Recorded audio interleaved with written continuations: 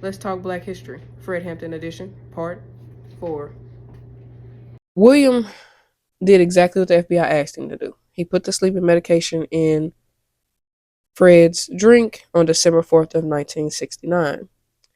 The police ended up, or excuse me, on December 3rd, not December 4th, on December 3rd of 1969.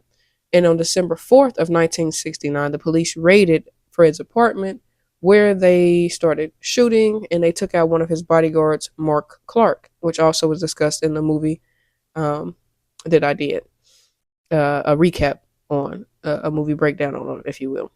And they ended up killing Mark Clark and wounded several other people. And they also ended up killing Fred in his sleep. See, when they came in there shooting, they struck a lot of people, including Fred, even while he was asleep. And at the time, his lovely fiance and mother of his child was hovering over him to protect him. She was trying to keep him from being shot, but unfortunately, he did get struck while he was asleep. But unfortunately, they made everybody clear out.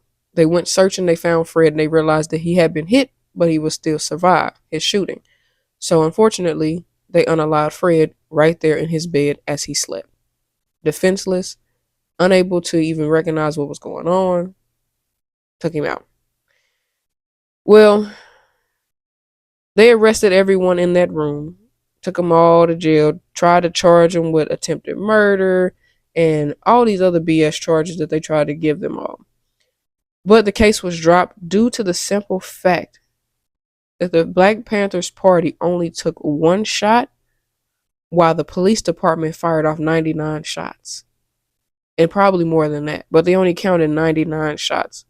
And the sickest thing, and you're probably seeing this photo where I'm talking about it, but the sickest thing is this photo right here of these police smiling as they carry out Mark Clark, Fred Hampton. They're smiling as they're carrying out these bodies.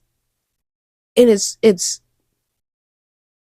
fucking gross, bro. Excuse my language, but it's gross to see that people were smiling. And I shouldn't be surprised considering the history, but it's just gross, bro. These people were sitting here smiling as they were carrying out these men because they felt like they had did a good job for their country, for their big boss. Now, after Fred's murder, 25 days later, his son, Fred Hampton Jr., was born. He was born into a cold world that he only had the protection of his mother and the Black Panther Party. And I know what you're thinking, that's all he needed was, but that's not all he needed. He should have been able to have the protection of his father too. And they took his life because he was a threat to their plan, just like they did other Black men in our community, you know? And